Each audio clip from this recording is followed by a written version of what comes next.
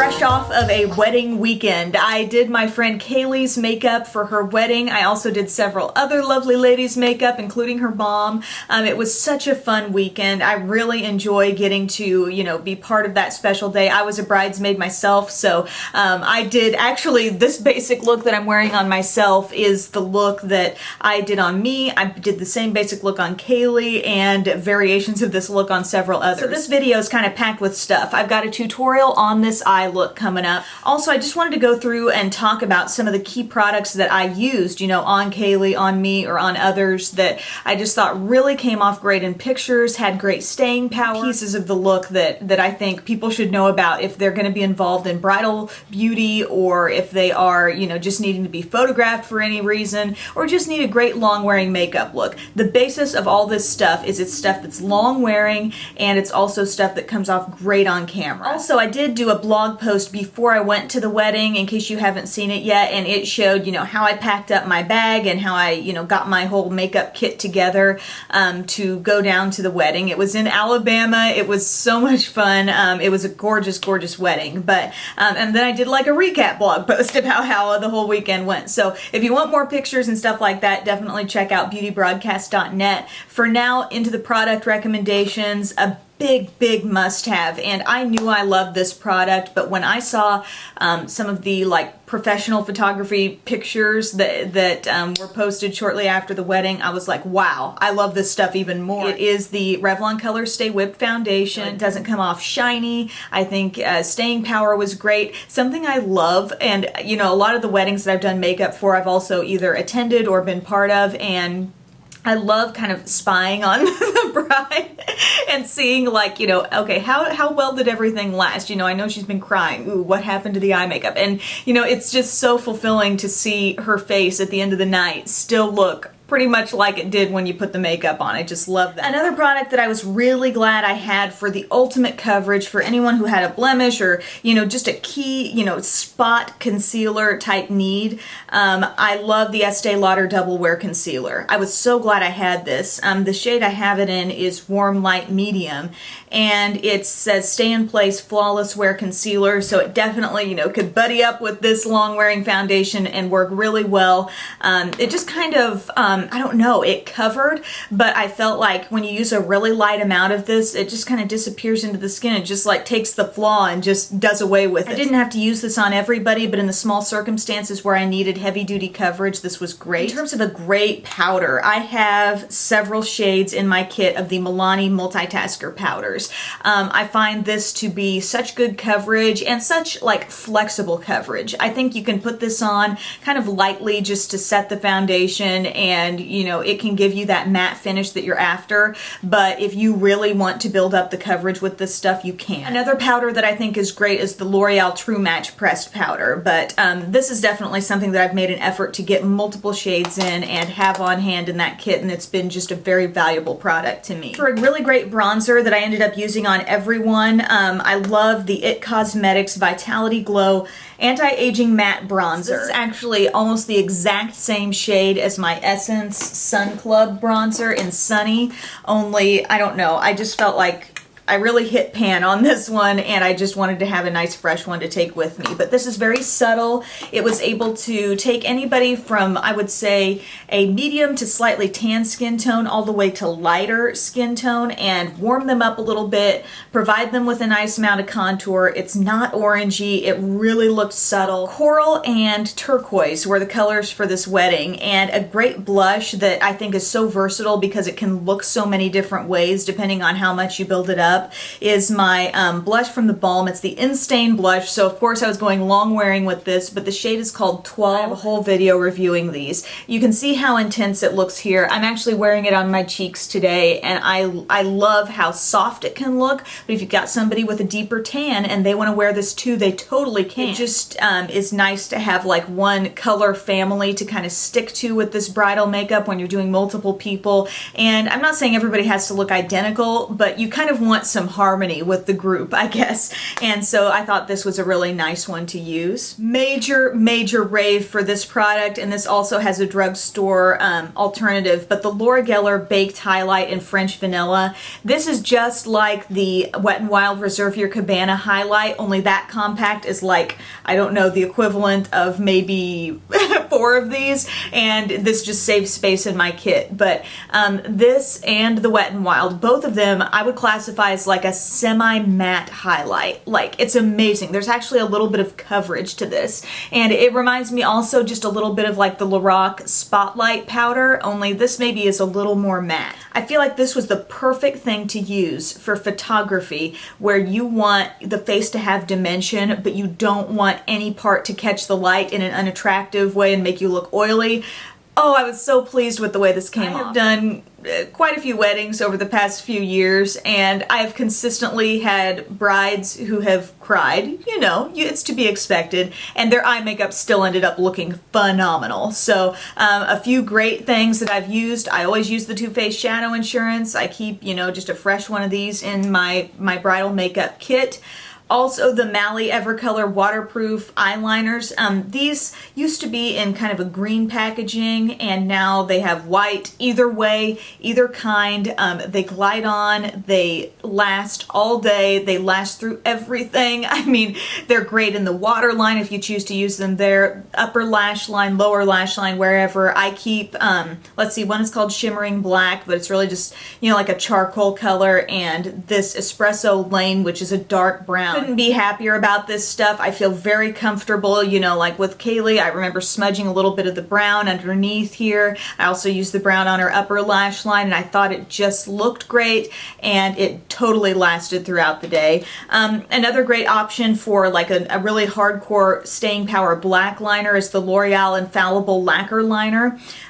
This one, also the Tarte Amazonian Clay, I compared those two in my dupes video. Very similar in the finish, in the staying power. I'm wearing this one, you'll see it demoed in the tutorial. Definitely some eye makeup you can count on. You gotta be able to trust your eye makeup for a wedding, you know, it's really important. One of the best waterproof mascaras is CoverGirl Lash Blast Waterproof. There were lots of teary moments, this did not budge, and again, to show you the brush, I mean, in terms of the way I was using this, I was not using this brush, I was using, you know, individual mascara wands on people, so I wasn't like recontaminating and dipping back in. But if you're just using it on yourself, this is a pretty large brush. It has rubber bristles, really short bristles. It's good for separation too. And I was going to mention eyelashes. A lot of the girls, several of the girls that I did makeup on kind of brought their own lashes. Someone had some really nice lashes from Sonia Kashuk. I used the Demi Wispies on Kaylee. Kaylee's mom, I think, had the Salon Perfect 110s. So, I mean, just lashes, it's personal preference. I would really encourage you, if you're having a hard time figuring out what lashes might work best for you, check out my False Eyelashes 101 video, because I go through what some of the more subtle ones are to what some of the more dramatic ones are, because it can be hard to just look at the packaging and tell how that's going to come off on your eyes. So I have some recommendations there. In terms of lip products, this is my personal one. I have another one in my kit, but this is the Tarte Lip Surgeons in Sweet. This is probably one of my most used bridal makeup colors. It's a really nice peach color with a little bit of golden shimmer. I used this paired with a gloss on Kaylee, and it just looked great. And a really nice gloss. This again is mine. I have another one though in the kit, and it is the Revlon Color Burst Gloss in Rose Pearl. I love this because I feel like it's kind of neutral, but kind of still amps up the lips just a little bit. You can see it there. I don't know, it just has like the most beautiful reflective quality to it, yet it also has depth. The gloss I'm wearing today, I didn't use this on anybody for the wedding, but this is Saucy Mauve, and this is the L'Oreal Le Gloss. That's what I'm wearing alongside this look, and this kind of reminds me of Rose Pearl, only it comes off a little bit lighter. So anyway, those are some of the things that I just really wanted to tell you about in terms of bridal makeup. Nearly forgot my Stila In the Light palette. This is pretty new to me. You last saw it in the haul video I did, and I used this on the wedding on me, Kaylee, a couple other girls, and this whole top row here, this is the look. I mean, it had the matte shades I wanted, it had the shimmery shades that just popped in key areas, and I love the way these particular colors work together. This shade called Sunset is just dynamite. I love that kind of, it's like a rose gold but a little bit deeper, a little bit of taupe in there almost. Kitten, which is a classic shade. This great matte color called Bliss. I mean, it's just everything I needed, and you'll see how the matte and the shimmer complement each other. If you want to see a full review on this palette in the future, let me know. Mostly the top part of it is what I've been using lately. I haven't experimented a whole lot with the bottom part, but here's my tutorial and I hope you'll like it. I just did my brows with my e.l.f. Studio Eyebrow Kit. I use this in medium. I love it. It has the little tinted wax and then the matte powder you can just put over it, so that works great for me. I used my Too Faced Shadow Insurance, so that's just all over my lid and up to the eyebrow. Then I'm using my Stila in the Light palette, and this shade right here is called Kitten. It's a classic, kind of iconic shade from the whole collection. And I'm just using a flat eyeshadow brush here, and I'm going to pick a little bit of that up, and I'm just going to blot it right around the tear duct. Like, you just kind of dab your brush right there, and you've got instantly a little bit of light to that area. I'm going to take just a little bit more of that and just pull it up just right on this innermost part of the lid here. Then I'm going to this shade called Bliss. It's kind of a dusty rose neutral color, a little bit beige, but it is definitely matte. And I'm going to blot that, kind of overlapping the shimmery shade we did. And this is just going to be like a base color all over the lid. And just to make blending easier on ourselves as we go along, I like to kind of pull it upwards a little bit, kind of into the crease too. So far so good. We're going to go to another matte shade. This really dark matte brown here is called Sandstone, and kind of why I like this palette is I feel like it's hard to go overboard with these shades. Like, you can get a little bit on your brush and it never ends up looking like too much. The shades are more buildable as opposed to being something you have to be like super duper careful with. So I like that, especially doing other people's bridal makeup. It was just a very easy palette to use and not go too far. So as you can see, I'm just blotting that dark brown right here in my outermost corner. I'm also flipping my brush over and really wedging that dark shade right there in the crease. Next, I'm getting a little bit of that same shade on a fluffier brush, and I'm going to concentrate this in the outer corner and then kind of pull inward. So we're just working in a little bit more of that brown. And as you can see here, I'm not doing any tremendous like outer V, but we're just kind of bringing the shadow just out from the eye. And so like if I'm looking straight ahead, I can see a little bit of that brown coming up. But here is my favorite part. I get so excited about this step. This beautiful shade here is called Sunset. It's kind of like a rose gold type color, only not a lot of gold in it. It's definitely not brassy, but that's what's giving us, it's a shimmery shade and it's giving us this beautiful bit of warmth coming up right there.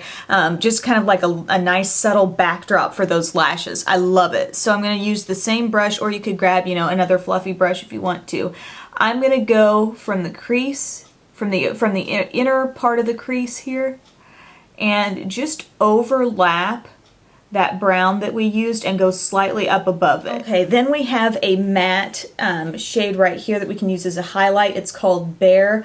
I love this color too because I think something about blending that right alongside that shimmery shade, I mean, it makes that whole area just look like a flawless blend. I just really like the way these particular shades work together. For under the eye, I'm taking a smudge brush and going to that matte brown. Again, that's called Sandstone.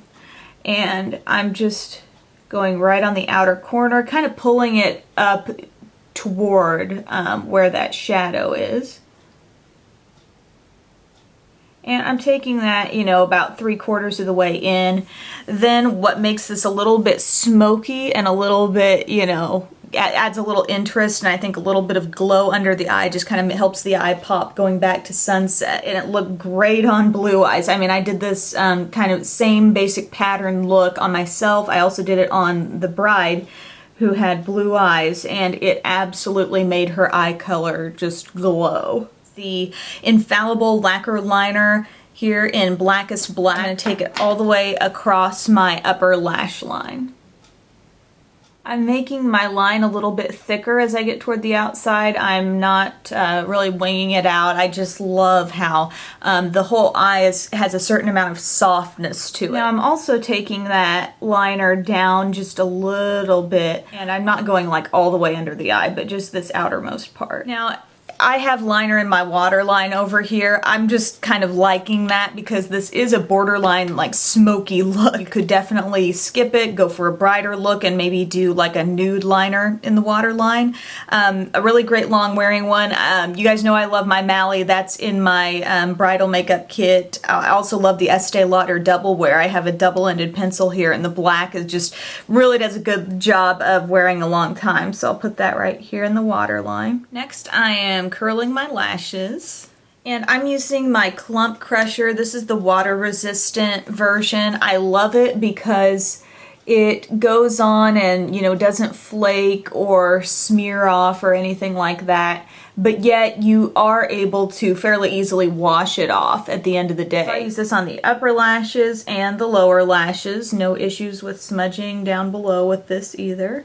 As far as lashes go, I absolutely love the look of Salon Perfect Demi Wispies, and I'm using my Revlon Precision Lash Glue here. I have a full lash tutorial if you want to check that out. It's called False Eyelashes 101, and I just think these lashes give a great framework to the eye.